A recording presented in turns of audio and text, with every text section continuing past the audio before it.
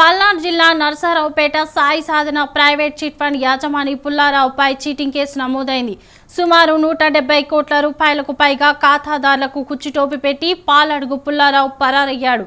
నరసరావుపేట కేంద్రంగా పుల్లారావు భారీగా chit fund real estate వ్యాపారం చేశాడు. నరసరావుపేట, చిలకలూరుపేట, వినుకొండ, సత్తెనపల్లి, ఉమ్మడి గుంటూరు జిల్లాలో 400 మందికి పైగా పుల్లారావు బాధితులు ఉన్నట్లు సమాచారం.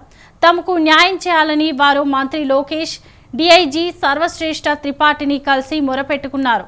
పుల్లారావు భాగస్వాములు, కుటుంబ సభ్యులపై నరసరావుపేట 1 టౌన్ పోలీసులు చీటింగ్ కేసు నమోదు చేశారు.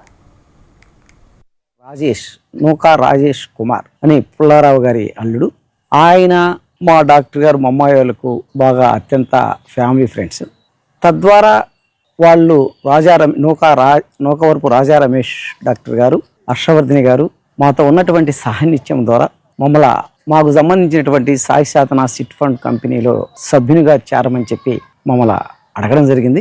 వారికి మాకు ఉన్నటువంటి సాన్నిధ్యం వలన, వారి మీద ఉన్నటువంటి నమ్మకంతో వారి మామగారి వారి సంస్థ అయినటువంటి సాయి సాధన చిట్ ఫండ్ కంపెనీలో 80 లక్షల రూపాయల చిట్స్ను 2 జాయిన్ కావడం జరిగింది.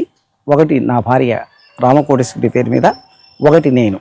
ఆ 2 గ్రూపులు కూడా 40 నెలలు చిట్టు కాల పరిమితి అయితే 39 నెలలు మేము పేమెంట్ చేశాం.